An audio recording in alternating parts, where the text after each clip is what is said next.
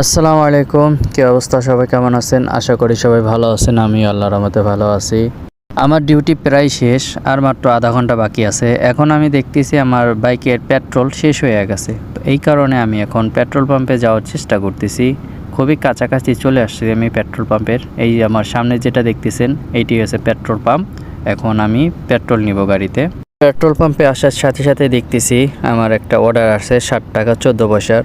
তো অর্ডারটা অ্যাকসেপ্ট করে নিই। আলহামদুলিল্লাহ ভালো হয়েছে, শেষ টাইমে অর্ডার আসছে। তো এখন পেট্রোল নেওয়া যাক। একেবারে ট্যাঙ্কি ফুল করে ফেলাইলাম, কারণ একদিন পর পর পেট্রোল ভরতে ভালো লাগে না। তো একবার ফুল করলে 1.5 দিনের মতো চলে যায়।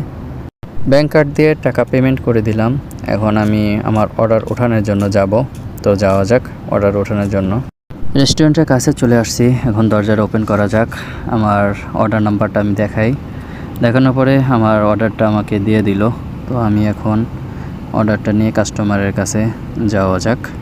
অর্ডারটা পিক আপ করে নিলাম। দেখলাম কাস্টমারের 4 দিরহাম টিপস দিছে, আলহামদুলিল্লাহ খারাপ না। এখন কাস্টমারের লোকেশনে যাওয়া যাক।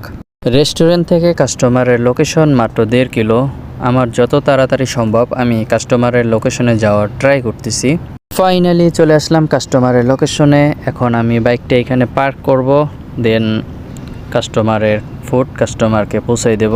তো দেখা হচ্ছে অন্য কোনো ভিডিওতে। ততক্ষণ ভালো থাকবেন, সুস্থ থাকবেন। টেক কেয়ার, আল্লাহ হাফেজ।